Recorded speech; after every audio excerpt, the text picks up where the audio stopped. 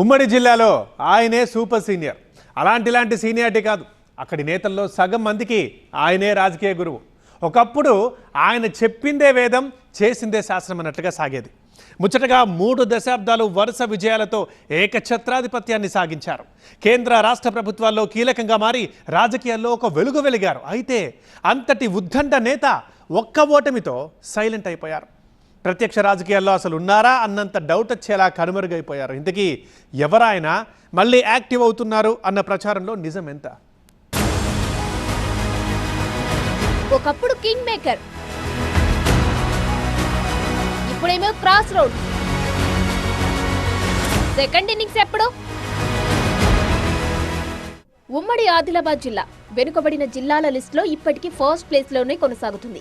అలాంటి జిల్లా నుంచి 4 దశాబ్దాల క్రితమే పొలిటికల్ అరగేట్రం చేశారు సముద్రాల వేణుగోపాలాచారి. రాష్ట్ర రాజకీయాల్లో తిరుగులేని నాయకుడిగా ఎదిగారు. ఎమ్మెల్యేగా, ఎంపీగా, కేంద్ర మంత్రిగా కీలక బాధ్యతలు నిర్వహించిన నాయకుడు. చంద్రబాబుకు సమకాలికుడిగా, నమ్మకస్తుడైన నాయకుడిగా రాష్ట్ర జాతీయ రాజకీయాల్లో చక్రం తిప్పారు సముద్రాల. ఉమ్మడి ఆంధ్రప్రదేశ్లో ఆదిలాబాద్ జిల్లాలో ఒకప్పుడు ఆయనే సుప్రీం. టికెట్లు, పదవులు మొదలుకొని జిల్లాకు నిధుల కేటాయింపు దాకా ఆయన మాటే చెల్లుబాటయ్యేది. 1985 నుంచి 2012 వరకు రాజకీయంగా ఓ వెలుగు వెలిగారు చారి.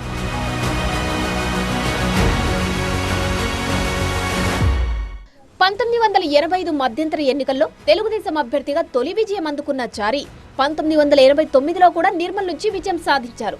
అపార అనుభవం ఉన్న నాయకుడు 2014 ఎన్నికల్లో బీఆర్ఎస్ హవాలో ముథోల్ నుంచి కాంగ్రెస్ అభ్యర్థి విఠల్ రెడ్డి చేతిలో ఓటమి పాలయ్యారు. ఆ ఎన్నికల్లో ఉమ్మడి ఆదిలాబాద్ జిల్లాలో 10కి 9 స్థానాల్లో బీఆర్ఎస్ విజయం సాధిస్తే ఒక్క వేణుగోపాలాచారి మాత్రమే ఓడిపోవడంతో ఆయన రాజకీయానికి అక్కడే ఫుల్ స్టాప్ పడ్డట్లయింది. అయితే కేసీఆర్ తో ఉన్న సాన్నిహిత్యంతో ఢిల్లీలో ప్రభుత్వ సలహాదారు హోదా దక్కిన జిల్లా రాజకీయాలకు మాత్రం దూరమయ్యారు వేణుగోపాలాచారి.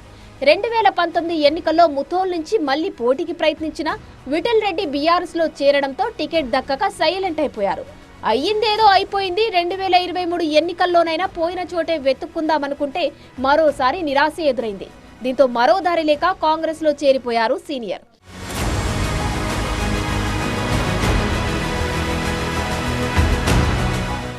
దశాబ్ద కాలంగా ఎమ్మెల్యేగా కానీ, ఎంపీగా కానీ టికెట్ దక్కకపోవడంతో వేణుగోపాలాచారికి రాజకీయంగా ఇక ఎండకాడు పడినట్లేనని అంతా అనుకున్నారు.